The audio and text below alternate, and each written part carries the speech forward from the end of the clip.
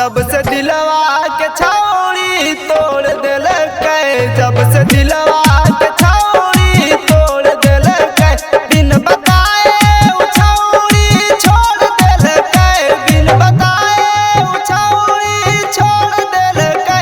काम ऐसन भेलै दिल के तोड़ दिल के, हम तो लड़की पटावल छोड़ दिलियै, हम तो लड़की पटावल छोड़ दिलियै। Recording by Avara Music Navata. DJ Neeraj,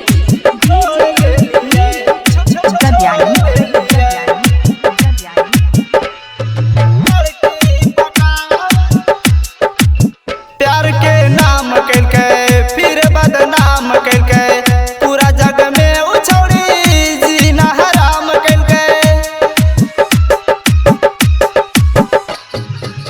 प्यार के नाम कैलके फिर बदनाम कैलके, पूरा जग में उ छौड़ी जीना हराम कैलके। अब तो छौड़ी के रास्ता छोड़ देलियै, अब तो छौड़ी के रास्ता छोड़ देलियै। काम ऐसन भेलै दिल के तोड़ देलकै, बात ऐसन भेलै दिल के तोड़ देलकै। हम तो लड़की पटावल छोड़ देलियै, हम तो लड़की पटावल छोड़ देलियै। DJ Neeraj, छोड़ देलियै,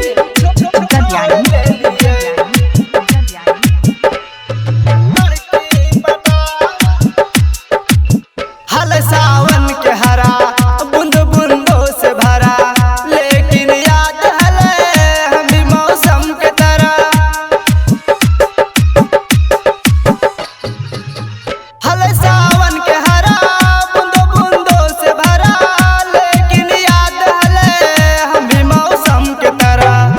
अब शराबों से रिश्ता जोड़ लेलियै, अब शराबों से रिश्ता जोड़ लेलियै।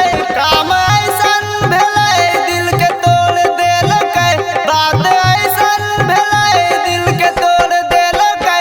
हम तो लड़की पटावल छोड़ देलियै, हम तो लड़की पटावल छोड़ देलियै, छोड़ देलियै।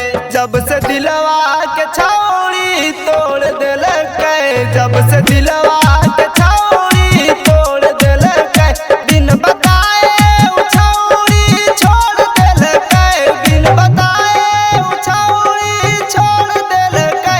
काम ऐसन भेलै दिल के तोड़ देलकै, हम तो लड़की पटावल